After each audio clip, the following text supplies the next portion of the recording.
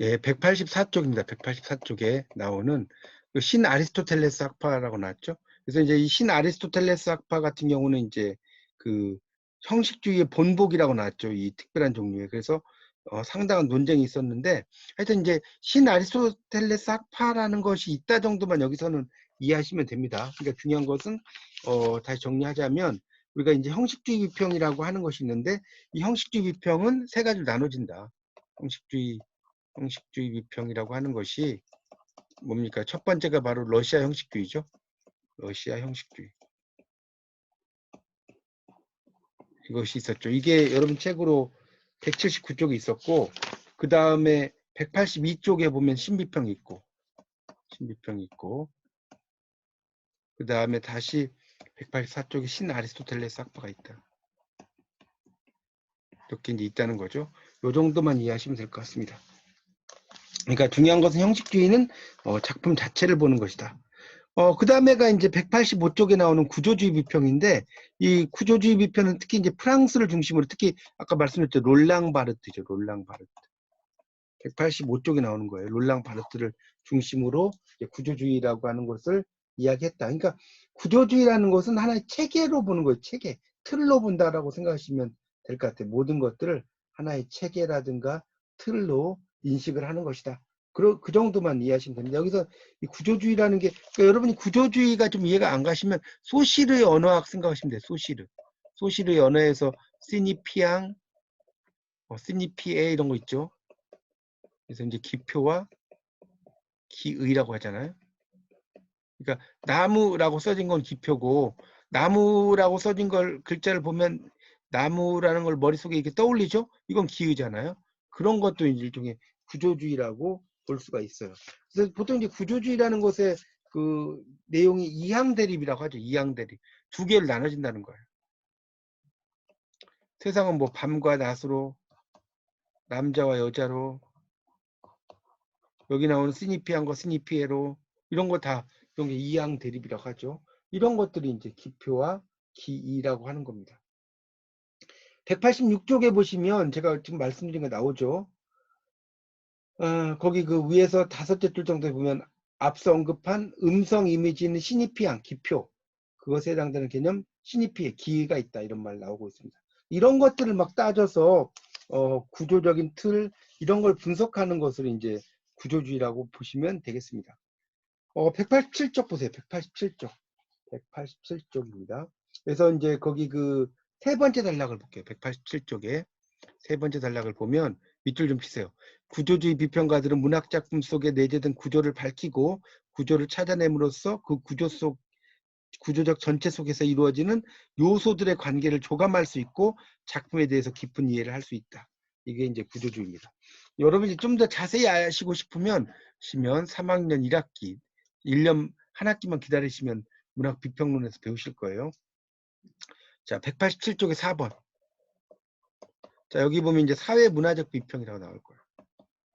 사회문화적 비평. 자, 이 사회문화적 비평은 다른 말로 이제 우리가 마르크스주의 비평이라고도 합니다.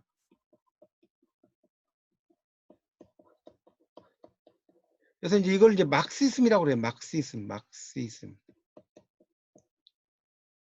막시즘이라고도 이제 보통 이야기해요. 마르크스주의 비평과 막시즘 같은 말이에요. 그래서 이제 그러니까 당연히 마르크스주의 비평하면 마르크스가 나오겠죠. 공산주의 뭐 이런 거 이야기가 된 188쪽에 나오죠. 마르크스. 그리고 이제 마르크스는 뭘 강조했죠? 잉여 노동을 강조해요. 잉여 노동에 의해서 잉여 자본 이런 걸 강조한 사람이죠. 마르크스주의입니다. 그러니까 문학과 사회적인 어떤 관계를 따지는데 188쪽에 보세요. 188쪽에 거기 이제 위에 있는 건 여러분이 읽어보시고 그 세 번째 단락 최초의 현대적 문화사회학자라고 할 수 있는 프랑스의 문학사가 땐느 그걸 텐이라고도 하고 땐느라고도 해요. 그래서 이제 세 요인 인종, 환경, 시대 이런 것을 이야기했다는 거예요. 그래서 이제 마르크스는 땐의 문학 결정의 3요인술의 경제적 요소. 자, 경제적 요소 추가 여기 네모쳐 놓으세요. 세 번째 단락이 넷째 줄 경제적 요소란 말이죠. 그래서 이제 그런 것을 강조했다는 것이고요. 그래서 이제 이 마르크스주의라고 하는 것은 이제 모든 것을 이제 노동이라든가 이런 이런 것과 연결시켜 가지고 보는 거예요. 문학이라고 하는 것을. 그러니까 쉽게 말하면 자본가와 그 뭡니까? 이걸 이제 부르주아라고도 하죠. 부르주아. 그다음에 그 소작인 프롤레타리아. 자, 이런 문제들을 이제 다루는 것이 다 마르크스주의하고도 연결이 되는 겁니다. 그렇게 이해하시면 돼요. 그다음에 이제 189쪽을 보세요. 그래서 이제 189쪽에 이제 그런 경제적인 거 이런 걸 따지는 사람이 마르크스다. 그다음에 거기 그 세 번째 단락에 보면 골드만 나왔죠. 문학사회학이라고 하는 것은 넓게 말해서 집단의식의 표현이라는 것을 수락하는 포괄적인 개념이다. 이런 말이죠. 문학사회학이라는 것. 밑줄 치세요.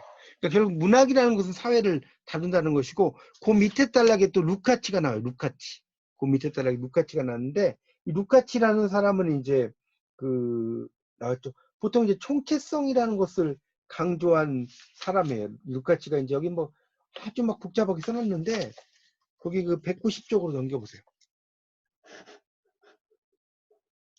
자, 190쪽을 보시면 190쪽에 보면 그 두 번째 단락을 볼까요? 루카치의 특이한 점은 그의 마르크스주의적 사상과 고전적 취향을 조화롭게 결합시켰다. 마르크스주의적 관점에 입각해서 보완하고 갱신하려고 했다. 그런데 전체성 뭐 이런 말이 있을 거예요. 이 전체성이란 말은 또 다른 말로 총체성과 같은 말입니다. 써놓으세요. 영어로 토텔러티라고 하는데 이 전체성이라는 것은 이제 결국 쉽게 말하면 이 문학이라고 하는 것은 인생의 정말 모든 다양한 내용들 이런 것을 다루는 거죠. 안 다룰 수 있는 게 없죠. 거대한 어떤 그 총체적인 것을 다루는 것이고 그 다음 단락에 보면 루카치 나왔죠. 루카치는 갖고 나오는데 거기서 그림에서 두 줄 위로 올라가면 거기서 루카치에게 있어서 그 다음에 밑줄 칠까요? 전체성이란 외부와 내부가 분열되지 않는 형이상학적인 원을 뜻한다 이런 말이죠. 이제 원이죠. 눈에 보이지는 않는. 그래서 이제 그런 이야기로 이제 봅니다. 그러니까 뭐 이렇게 써놨는데 결국은 이 문학이라는 것은 어떤 인생의 정말 다양한 모든 것들 이런 것을 다루고 있다라고 이해하시면 될 것 같아요. 이 눈에 보이지 않는 그런 것이라는 것은 그 정도 이해하시고 그 다음에 이제 191쪽에 보면 이제 루카치는 소설의 이론에서 근대 소설의 유형을 삶의 전체성이 어떤 모습을 형성화되느냐에 따라서 이렇게 이제 세 가지 유형으로 나눈다 이렇게 세 가지 나오죠. 그 밑에 여기가 그래서 시험에 또 잘 나오는 부분인데 첫째 유형은 이상소설 이상적인 걸 나타내는 소설이라는 거예요. 191쪽 보고 있어요. 이상소설 세르반테스의 돈키호테. 그러니까 돈키호테 같은 경우는 키호테 경이라는 뜻이죠. 돈키호테라는 말 자체가 이 돈이라는 게 써에트 제썰 키호테 경이죠. 그래서 이제 이상적인 거. 그 다음에 플로베르의 감정 교육을 대표한 낭만 소설. 셋째 유형은 교양 소설. 이 교양 소설을 우리가 뭐라고 하냐면 독일어로 빌덩스로먼이라고 그래요.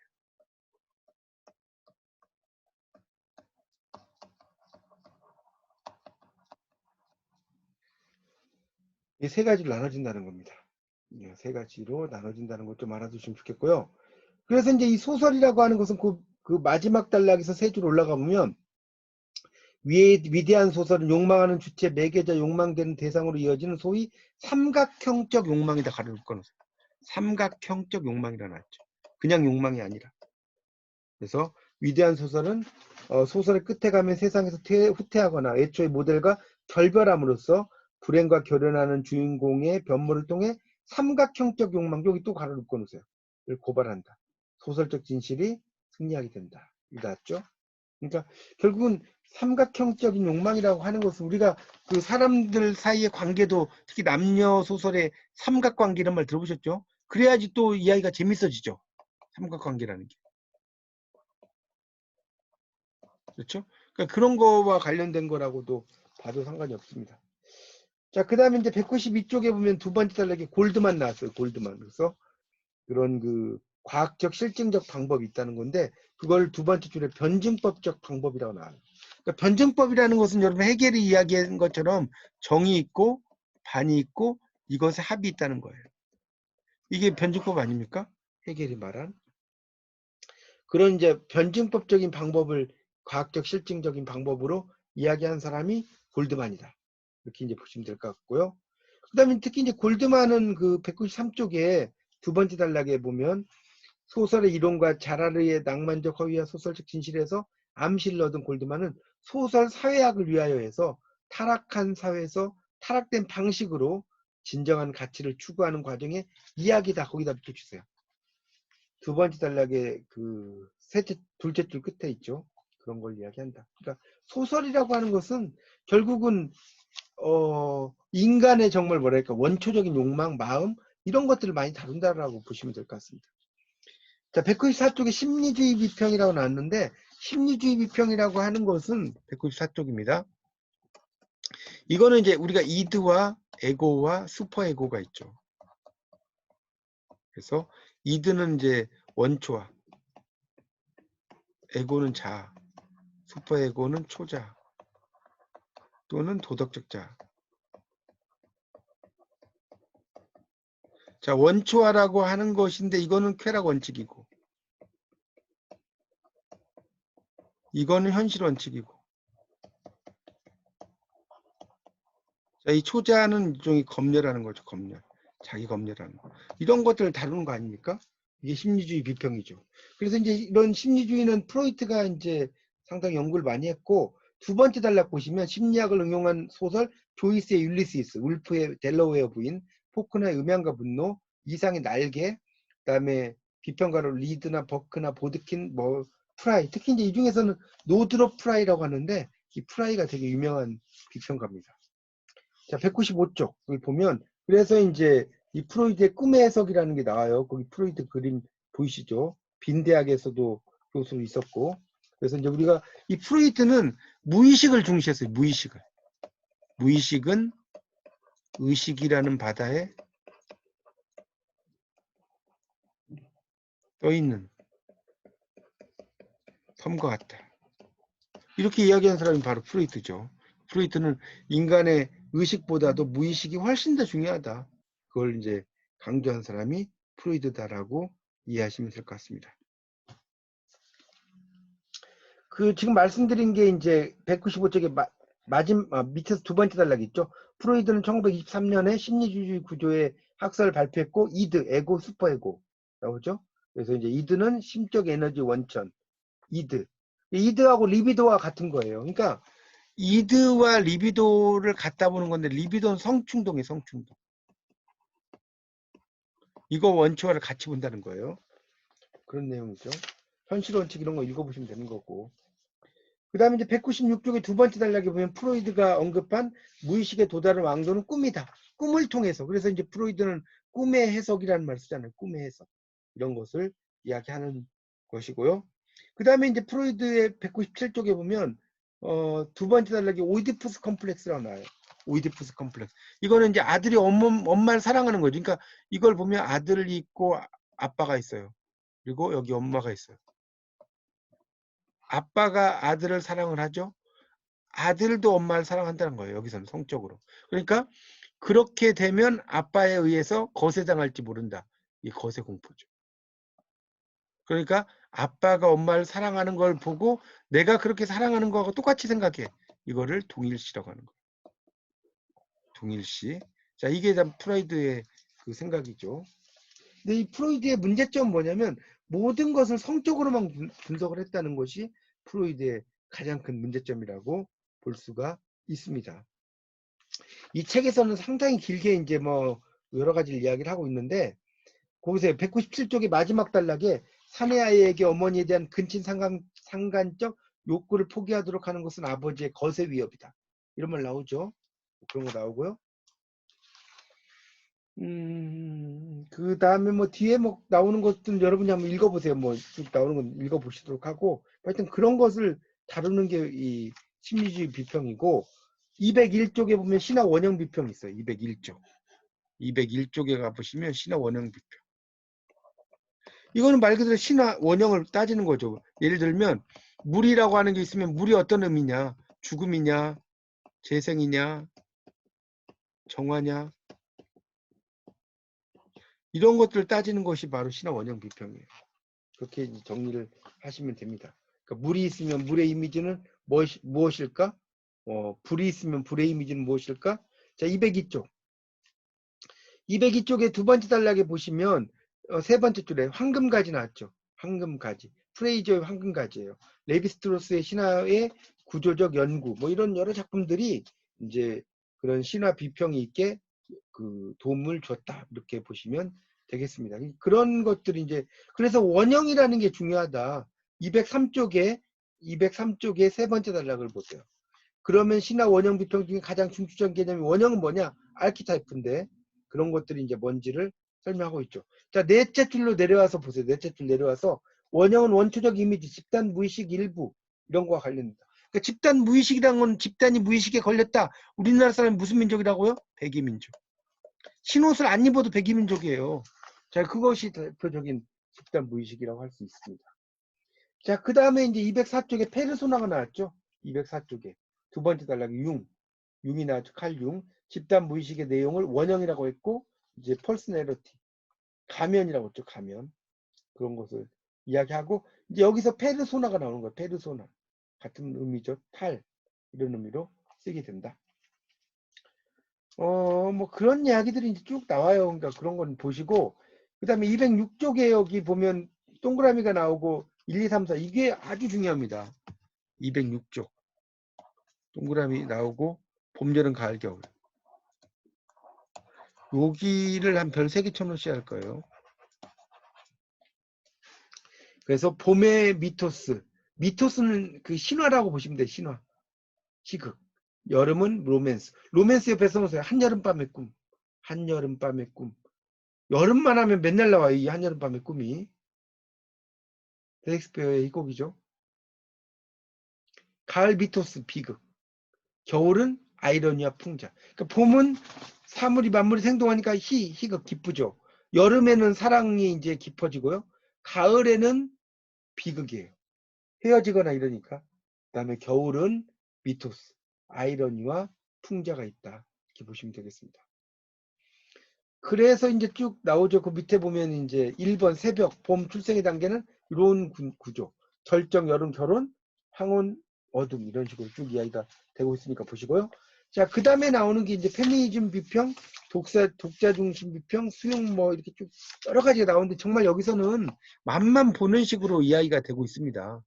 그래서 207쪽에 나오는 페미니즘 비평이라는 것은 그 뭡니까? 여권 옹호주의.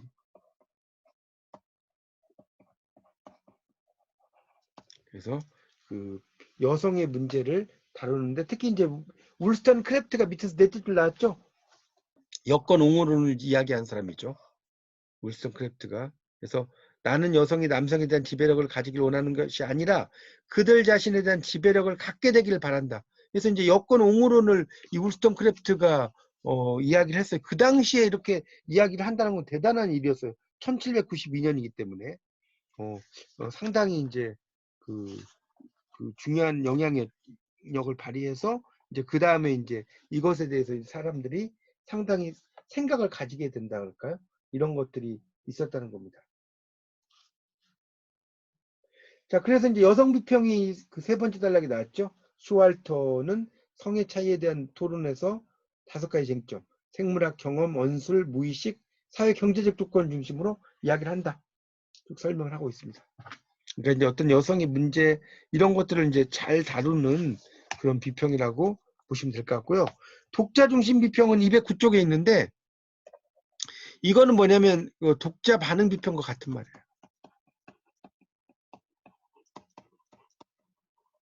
이게 독자 중심 비평이죠. 독자 반응 비평. 독자들이 작품을 어떻게 받아들이느냐는 거죠. 그래서 마지막 단락에 두 줄 위로 끝에 올라가면 야우스 등의 수용 미학 이론에서 기대 지평과 지평의 전환이라는 독자의 주관성의 문제로 가능성을 제기한다. 기대 지평. 그러니까 이 책을 읽으면 여기서쯤에서 어떤 일이 생길 거야 라는 것을 기대한다는 거죠. 그런 것을 이제 강조한 것이 바로 독자 반응 비평이다. 이렇게 볼 수가 있겠습니다. 뭐 그런 내용이 이제 쭉 길게 나오고 213쪽에 수용비약 이론이라고 하는 게 나오는데 수용비약. 그러니까 수용비약은 뭔가를 받아들인다라고 생각하시면 될 것 같아요. 수용한다. 받아들인다. 이런 이야기니까 특히 이제 여기 중에서는 네 번째 단락에 보세요. 세 번째 단락에 보면 거기 수용 미학은 독일 해석학의 영향을 받아서 발전된 이론인데 형이상학적 방법론을 비평 이론에 도입을 했다고 나오죠. 그래서 이제 그 밑에 보면 그 밑에 단락에 보면 이런 말 나오죠. 야우스는 작가와 독자 사이에서 텍스트와 독자 간의 대화가 진행됨으로 따라서 문학 작품의 수용은 작가, 작품, 독자의 삼각관계에 이루어져 있다. 작가와 작품과 독자. 특히 이제 여기 독자에다 가로를 묶어놓은 보세요. 이렇게 가로 안에 들어갈 것은 이렇게 시험에 나올 수 있어요. 그런 것들이다. 그래서 기대지평. 어떤 것을 얻을 목적으로 책을 읽느냐? 이게 기대지평이에요. 그런 거 알아두시고 문화 연구 방법이라고 나오는데 이제 215쪽에 이거는 문화 연구 방법은 이제 영어로 cultural studies라고 하는데 이 작품을 통해서 그 당시에 했던 사회 풍속이라든가 이런 걸 공부하는 거예요. 이걸 문화 연구라고 합니다. 이 작품 속에서 드라마 속에서 시대극을 보면서 이 당시에 사회가 이렇게 됐구나. 이런 걸 연구하는 게 바로 문화 연구다라고 보시면 되고 여기에도 이제 유명한 학자들이 막 등장을 하는데 뭐 그 자세한 내용은 여러분이 3학년 때 좀 보시면 될 것 같고요. 이제 마지막이 이제 생태적인 연구라고 있어요. 217쪽 생태학적 연구인데 이거는 이제 말 그대로 생태학이 생태학, 이컬러지. 이걸 연구한 학문이라는 거죠. 그래서 이제 특히 이제 우리 관광 중에서도 이제 뭡니까 생태 관광이라는 게 있어요. 이게 뭐지 대표적인 게 갯벌 체험이 생태 관광이에요. 자, 그런 것들 이야기하는데 요 사회 생태학 이런 것들도 이제 좀 더 낮은 단계에서 높은 단계까지 올라가는 거죠. 환경을 얼만큼 이야기를 하느냐에 따라서 달라진다. 그렇게 정리를 하시면 될 것 같습니다. 그래서 이제 이 생태학도 심층 생태학이라는 게 또 있어요. 218쪽에 두 번째 단락에 넷째 줄, 다섯째 줄 끝에 심층 생태학은 환경 문제에 대한 포괄적이고 종교적이며 철학적인 세계관을 표출시키려는 생태 의식을 전제하고 있다. 이런 말도 하고 있습니다. 그게 이제 사회 생태학이다. 그래서 시험 문제를 이제 보면 보통 되게 잘 나오는 게 사회 생태학 있죠. 마지막 단락. 사회 생태학을 이야기하고 그다음에 이제 그렇죠? 그렇게 쭉 나옵니다. 그래서 이제 보통 머리 북친 뭐 이런 사람이 있어요. 머리 북친 이런 사람이 이제 또 사회 생태학이라든가 이런 거하고도 연결이 돼 있다라고 알아두시면 되겠습니다. 219쪽에 생태 페미니즘이 나왔죠. 생태 페미니즘. 그러니까 이런 생태의 문제와 여성의 문제를 동일시하는 거예요. 그걸 생태 페미니즘이라고 한다. 그 다음 단락에 문학 생태학이라는 용어를 여기 밑줄 치세요. 219쪽에. 문학 생태학이라는 용어를 최초로 사용한 사람은 부터 말했다까지. 이렇게 나오죠. 그래서 이제 미국의 문학 이론가 미커다. 생존의 희극에서 문학이 생태 위기에 극복에 중요한 역할을 할 수 있다고 했다. 이렇게 나오고 있습니다. 이렇게 해서 이제 뭐 제가 자세한 이야기까지는 못했고요. 전반적인 어떤 그 비평들이 어떤 게 있다 정도만 이야기하고 여기서도 깊이 있게 나와 있진 않아요. 그러니까 여러분이 다시 한번 방송을 좀 들으시거나 책을 읽으셔서 여러분의 지식으로 만드는 것이 상당히 좀 중요하지 않나라는 생각이 듭니다.